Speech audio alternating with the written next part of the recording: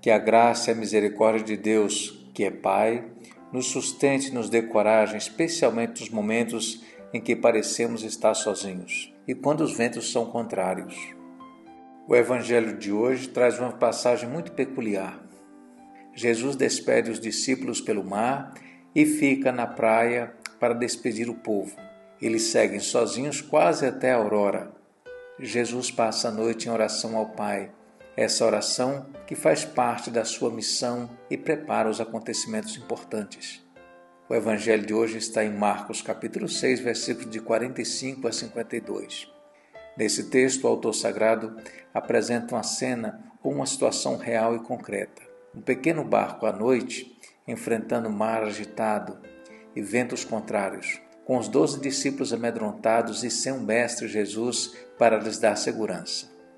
Enfrentar oposição, perseguição e outras tantas dificuldades é comum na vida dos discípulos de Cristo e de todos aqueles que se dispõem a viver a justiça e a paz, anunciar a boa nova da salvação e implantar o reino de Deus.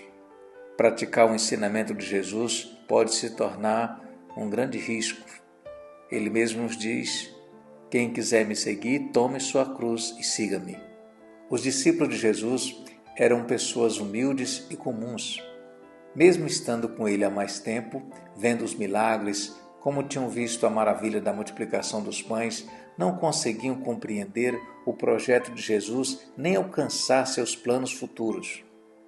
Com certeza tiveram grande dificuldade, apesar de estar na convivência com Jesus, mas até mesmo ficaram naquela expectativa de que o reino fosse instaurado com poder, com situações de privilégios, até porque a preocupação primeira era justamente essa: vencer os romanos e escapar do seu jugo.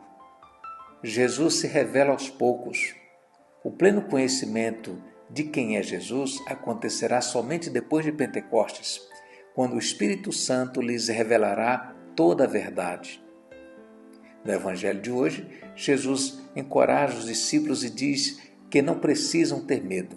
Fortalece seus corações vacilantes e os prepara para assumir a futura missão. O Evangelho mostra ainda que Jesus encontrava sua força para a missão no diálogo e na oração com o Pai. Diz o autor sagrado: depois de os despedir, subiu a montanha para orar. É exatamente na oração que o discípulo encontra a motivação e a força necessária para lutar e vencer as adversidades sem medo da escuridão nem das águas agitadas da vida. Nós podemos acreditar, mesmo nos momentos mais tenebrosos da nossa vida, da nossa história, Jesus está ao nosso lado, permanece conosco, não nos desampara. Diz o Senhor: eis que estarei convosco até o fim dos tempos. E assim, nessa certeza, vamos seguindo adiante em nossa história, mesmo que venham ventos contrários.